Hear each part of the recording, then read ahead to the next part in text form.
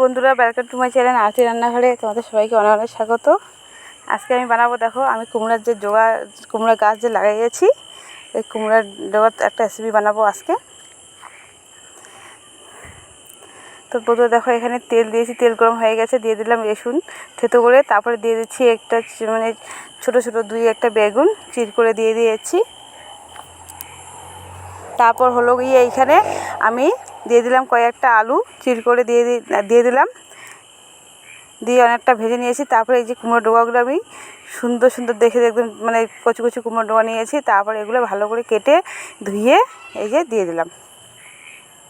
তো কুমড়ো ডোগাগুলো আমি দিলাম পরে, কারণ কুমড়ো ডোগাগুলো তো সিজতে সময় লাগে না, সেই জন্য দিয়ে দিলাম পরে দিয়ে দিলাম। তারপরে এখানে দিয়ে দিচ্ছি নুন, স্বাদ অনুযায়ী নুন দিয়ে দিলাম। তারপরে এখানে দিয়ে দেবো একটু হলুদ, দিয়ে আমি 4 মিনিটের মতো মানে চাপা দিয়ে রাখবো, থালা চাপা দিয়ে রাখবো। তো অনেকটাই আমার কমিয়ে আসে, দেখো কমিয়ে আসে বন্ধুগুলো। এখন কিন্তু গরম দিনে পাতা শাক খেতে খুব ভালো লাগে, যেগুলো পাতা শাক হোক না কেন খুব ভালো লাগে। আর এটা আমার মানে বাড়ির কুমড়োর ডোগা, তার মধ্যে হোক বা বাড়িতে যে কোনো জিনিস লাগাও না কেন, মানে আনন্দটা আলাদা। খাওয়া বা না খাওয়া আমার তো ভীষণ খুশি হয়। আমি আগে যখন ছোটো ছিলাম তখন আমি মানে গাছ লাগাতাম, যেগুলো বীজ যদি বুনতাম, তো আমি 2 দিন পর বা 1 দিন পর পর মানে ঘুরে ঘুরে দেখতাম যে মানে গাছটা কত দূর হলো। হ্যাঁ, তো মা আমাকে সেজন্য অনেক মানে ধোঁকা দিত, আমাকে বোকা দিত।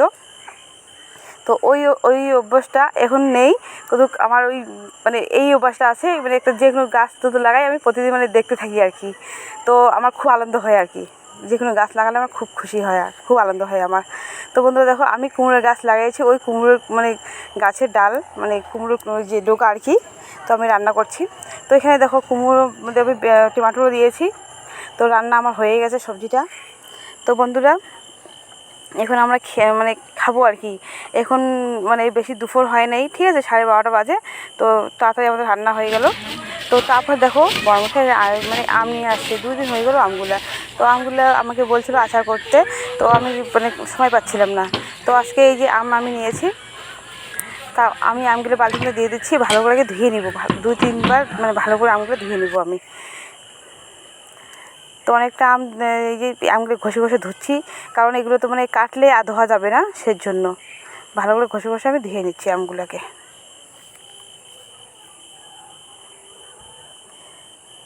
তো আম ধোয়া আমার হয়ে গেছে। এখানে একটা নিয়েছি দাও, তারপরে নিয়েছি একটা এখানে কাঠের টুকরো নিয়েছি, এটার মধ্যে আমি কাটছি। এখানে একটা বস্তা লাগাতে লাগবে, কারণ নিচে পড়ে যাচ্ছে।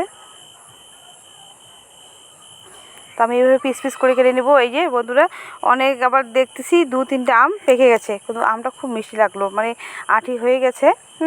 তো আমটা পাকছে যেগুলো, ওগুলো আমরা মানে একে দিয়ে খাচ্ছি আর এদিকে কাটছি, ঠিক আছে। তো আম দেখো অনেকটা কাটা হয়ে গেছে, প্রায় আমার কাটা হয়ে গেছে, বেশি আম না, অল্প। আমি আগে অল্প করব, তারপর যদি লাগে পরে আবার করব। তো এখানে আমার কাটা হয়ে গেছে। এই যে এখানে দেখো বালতির মধ্যে, তো এখানে আমি দিয়ে দিচ্ছি হলুদ, তারপর দিয়ে দেবো নুন আর হলুদ দিয়ে আজকে সারাদিনটা এই বালতির মধ্যে থাকবে। তারপর কালকে আমি দিব রোদে। এইভাবে এখানে মানে এইভাবে আমি একসাথে এসে নুন হলুদ সব যদি মানে একসাথে লাগিয়ে যায়, মিলিয়ে যাবে। এইভাবে আমি একদিন আজকে রাখবো।